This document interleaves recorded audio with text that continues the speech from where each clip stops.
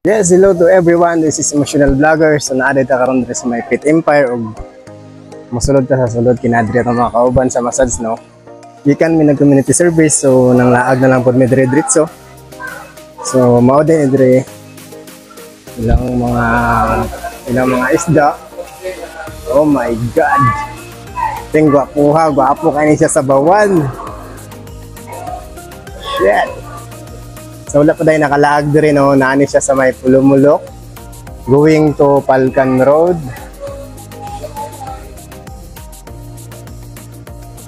Yan.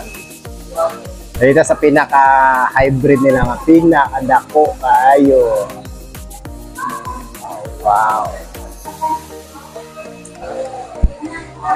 Shit, napod sila yung mga gagmay dahil diri. So maglibog ka dire kay dagan kay klase-klase kay mga isda dire no.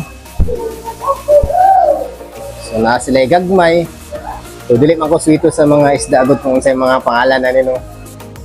Kung gusto mo mga to dire panglaag lang mo no. So duha dai ni siya napa sa pikas. Kaya na dire ako mga kauban nga mga samok kayo. Mga naong nila. Sir. Hello, welcome to my guys. Hi.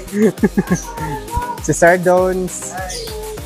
Si Master in Sewing. Yan, si Edwin. Okay, ug si Ma'am Lovely nga sabaan. Okay. Okay, ug si Avril. Avril Lavin sana all. Og si Steve. Hello! Yo.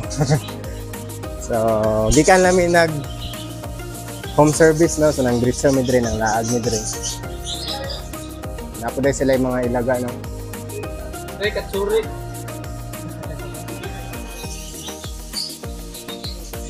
Hey, solid na. Sila yung mga nagklase-klase dre nga langgam. So, sorry, dili kay ko familiar sa mga langgam dre no. Sa mga pangalan ng langgaman. Yes. Hello, say hi to my vlog.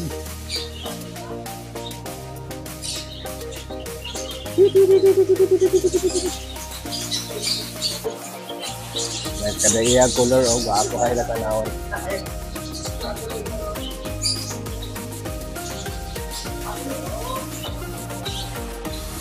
So, drip day sa Pit Empire, nakakita rin tagbulak sa kawayan. No? So, mao na siyang bulak sa kawayan. Kawayan, bamboo tree, yellow na siya. Tagan man klase ko ang bulak sa kawayan. No? So, mao na ang bulak sa kawayan. Yan.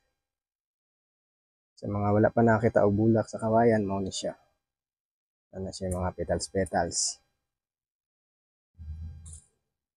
So, ano siya? Bulak sa kawayan. So, pangpaswerte daw niya siya sa negosyo. Depende ra pa sa mga pagtuo kung nagtuo ka sa mga inani no.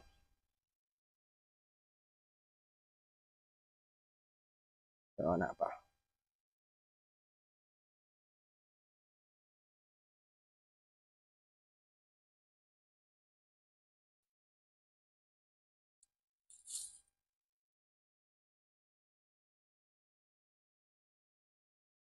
So, inani po dahil ka taas, no, ang area dito sa may Pit Empire, no. So, hanto dito sa may Tumoy.